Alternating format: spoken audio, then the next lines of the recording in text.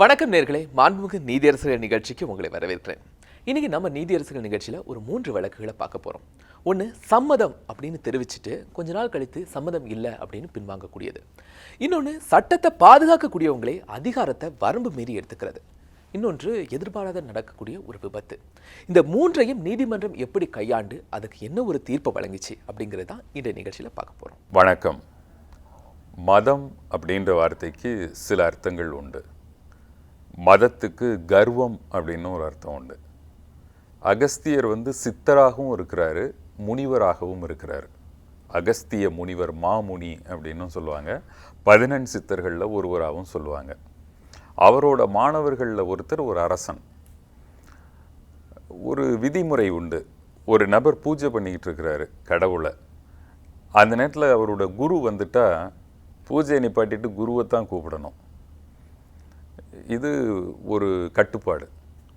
இப்போ அகஸ்தியரோட மாணவர் ஒரு அரசர் பூஜை பண்ணிகிட்ருக்கிறாரு. அந்த நேரத்தில் அகஸ்தியர் வந்துடுறாரு. திடீர்னு அரசனுக்கு ஒரு எண்ணம் வருது, நம்ம எவ்வளவு படாடோபமாக பூஜை பண்ணுறோம் அப்படின்றத குருவான அகஸ்தியர் பார்க்கட்டும் அப்படின்னு ஒரு சின்ன சபலம் அந்த நேரத்தில் வந்துடுது. ஏன்னா அகஸ்தியர் காட்டில் இருக்கிறவர். அவர் 2 வில்வ இலை, துளசி இலை, அப்புறம் ஒரு சிரட்டையில் தண்ணி, இந்த மாதிரி எளிமையாக கும்பிடக்கூடியவர். அரசன் என்ன நினச்சிட்டாரு, இந்த சில சமயம் கடவுளை கும்பிட போகிறவங்க சிறப்பு கட்டணத்தில் போனால் சிறப்பு அனுகிரகம் கிடைக்கும் அப்படின்னு நம்புவாங்கள்ல. அது மாதிரி நம்ம படாடோபமாக பண்ணுறதுனால கடவுள்கிட்டருந்து ஆசீர்வாதமும் பயங்கரமாக கிடைக்கும் அப்படின்னு நினச்சிட்டு பண்ணியிருக்கலாம். அகஸ்தியரை அவர் கண்டுக்கலை. குரு ஆனால் அவர் நியாயப்படி இவர் பூஜையை நிப்பாட்டிட்டு குருவை பார்க்கணும். இவர் குருவை பார்க்காம தான் பண்ணுற பூஜையை குரு பார்க்கணும்னு நினைக்கிறாரு. அப்போ அகஸ்தியருக்கு தோணுது, எது கிட்டத்தில் எது இருந்தால் குறையில்லையோ அது அதுக்கிட்ட இருக்கணும் அப்படின்னு ஒரு விதி. இப்போ நாய் குறைக்கலாம், மனிதன் குறைக்கக்கூடாது. அப்போ அது நோயாயிரும். இப்போ மதம் அப்படின்ற கர்வம் யானைக்கிட்ட இருக்கலாம், மனுஷங்கிட்ட இருக்கக்கூடாது. அப்போ இவர் மனிதராக இருந்து பூஜை பண்ணி கடவுள் அடைகிறது கஷ்டம். இவர் மதமோடு இருக்கிறதுனால யானையாக போகட்டும் அப்படின்னு சபிச்சிறாரு. அதான் கஜேந்திரன்ற ஒரு யானை அப்புறம் முதலை கடிக்கிறது அப்படின்னு அந்த கதை நீளும். இங்கே விஷயம் மதம் மனிதன்கிட்ட இருக்கக்கூடாது, மதம் யானைகிட்ட இருந்தால் தப்பு இல்லை அப்படின்ட்டு அவரை யானையாக சபிச்சிடுறாரு அகஸ்தியர். இது ஒரு வித மதம், கர்வம். இன்னொன்று அப்துல் ரஹ்மான் அவர்கள் சொல்லுவாங்க, நம்முடைய நாட்டில் மதம் படித்தவர்களை விட மதம் பிடித்தவர்கள் அதிகம் அப்படின்னு. அவர் என்ன சொல்கிறாருன்னு அந்த வரியிலேயே தெளிவாக இருக்குது. இது ஒரு மதம். இன்னொரு இடத்துல கண்ணதாசன் அவர்கள் சொல்கிறார், ஒரு கூட்டத்துக்கு அவர் ரொம்ப எப்பயும் போல் சரியான நேரத்துக்கு போகலை. ஆனால் இப்போ மக்களை சமாதானப்படுத்தணும். அப்போ அவர் சொல்கிறாரு, சிலருக்கு இந்து மதம், சிலருக்கு கிறிஸ்தவ மதம், சிலருக்கு ஜைன மதம், எனக்கு தாமதம், நான் வர கொஞ்சம் லேட் ஆயிடுச்சு அப்படின்னு அந்த இடத்தையே அப்படி மாற்றிடுறாரு. இப்படி மதம் பல விதமான அர்த்தங்களை கொடுத்துட்டே இருக்குது. இதில் எல்லாருக்கும் உடன்பாடு அப்படின்னு பார்த்தா அது ஒரு மதம் உண்டு, சம்மதம். அது ஆச்சுன்னா எல்லாருக்கும் உடன்பாடு அப்படின்னு அர்த்தம். இங்கே எந்த மதங்கள், மார்ச்சரியங்கள் எதுவும் பேதமே கிடையாது. நான் இங்கே வழக்கு வினோதமாக வருது. முதல்ல விவாகரத்துக்கு சம்மதம் தெரிவிச்சிடுறாங்க, உடன்பாடு தெரிவிச்சிடுறாங்க ஒரு மனைவி. அதுக்கப்புறம் சம்மதத்தை திரும்ப பெறுறாங்க. இப்போ இந்த வழக்கினுடைய நிலை என்ன, நீதிமன்றம் என்ன செய்வது? இதை பற்றி மக்கள் சொல்வதையும் நீதிமன்றம் சொன்னதையும் இப்போது பார்க்கலாம். மனைவி கணவனோடு சேர்ந்து வாழுகின்றேன் என்று சொல்லுகின்ற பொழுது கணவன் விருப்பப்பட்டால் அங்கு சேர்ந்து வாழ முடியும், அல்லது மனைவி விருப்பப்பட்டால் சேர்ந்து வாழ முடியும். இல்லை என்றால் மாண்புமை நீதிமன்றம் தான் தீர்ப்பளிக்க முடியும். நீதிமன்றத்தில் கணவன் மனைவி இருவருமே சேர்ந்து வாழ விருப்பமில்லை என்று கூறி மனு தாக்கல் செய்து கொள்ளும் போது கால அவகாசம் கொடுக்கப்படும். ஏதேனும் மாற்றங்கள் ஏற்படும் போது ஒருவர் வாழ விருப்பப்படும் போது, நீதிமன்றத்தால் ஒருவர் வாழ விருப்பப்படும் போது டைவர்ஸ் கொடுக்க இயலாது. அதாவது இது மாதிரி ஒரு வழக்கம் பஞ்சாப் உயர்நீதிமன்றம் சந்திச்சிருக்கு. அதாவது சஞ்சீவ்னு ஒரு நபர், அவரோட மனைவி பிரீத்தி, இவங்க 2 பேரும் திருமணமாகி ஒன்றா வாழ்ந்துட்டு வர்றாங்க.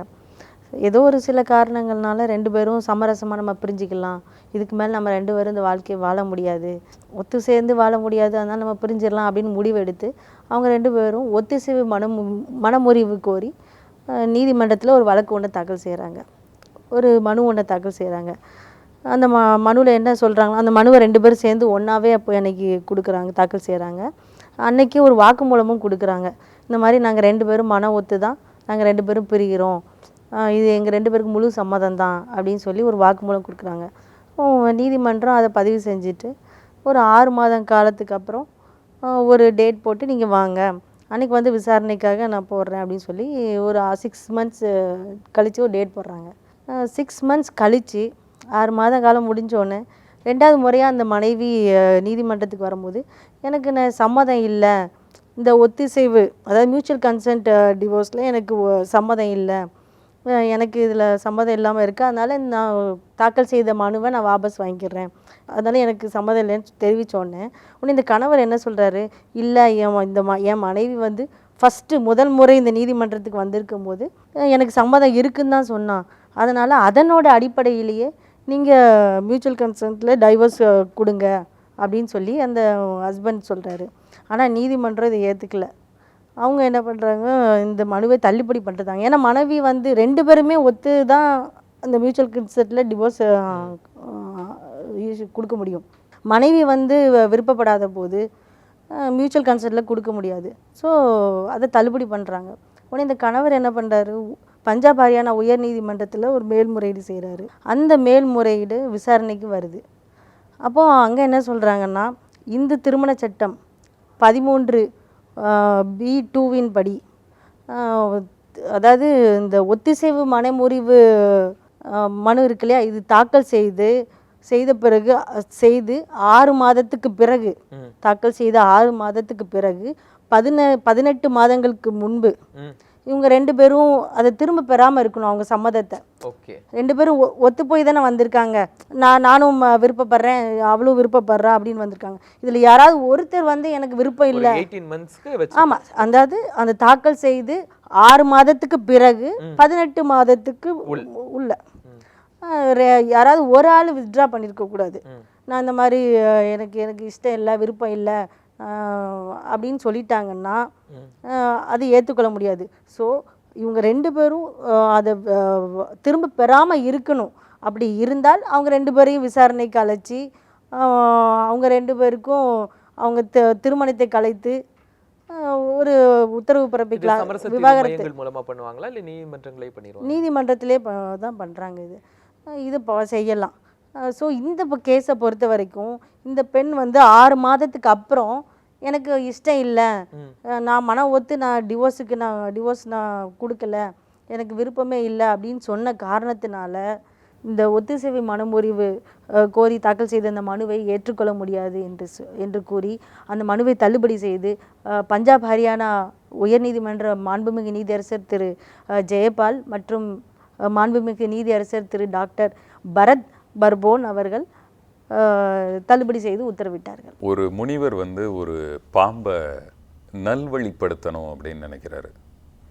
அப்போ அந்த பாம்பிட்ட சொல்கிறாரு, நீ இது வரைக்கும் கொன்று குவித்த மனிதர்களின் எண்ணிக்கை அதிகமாக போச்சு, இனிமே அந்த பாவச் செயல் உனக்கு வேண்டாம், யாரையும் கொத்தி கொல்லாத அப்படின்னு. அதுக்கப்புறம் அந்த நாகமும் யாரையும் கொல்றதில்லை. ஒரு அறிஞர் ஒரு தடவை ஒன்று சொல்லியிருந்தார், படுக்கையில் படுக்க வேண்டும், பாம்பு கடிக்க வேண்டும், உயிர் துடிக்க வேண்டும், ஆனால் சாகக்கூடாது. இந்த மாதிரி ஒரு நபருக்கு நடந்துகிட்டே இருந்ததுன்னா பாம்பு மேலே பயமே அந்த ஆளுக்கு போயிடும். இந்த பாம்பு கடிக்க வேற செய்யலை. அப்போ மக்கள் என்ன செய்வாங்க, அது ஒரு பெரிய சைஸ் புழு அப்படின்னு தான் நினைப்பாங்க. அப்போ இந்த சின்ன பசங்கள்லாம் உடனே இது கடிக்கலை அப்படின்னோடனே கல்லை விட்டு எரிய ஆரம்பிக்கிறது. இப்படியே அந்த பாம்பே வெளியே தலை காட்ட முடியாத அளவுக்கு ஆயிடுச்சு, ரொம்ப பலவீனப்பட்டு போச்சு. திரும்ப அந்த பெரிய மனிதர் வர்றாரு. அந்த சாமியார் வந்து பாம்பை பார்க்குறாரு, அது ரத்த களரியாக இருக்குது.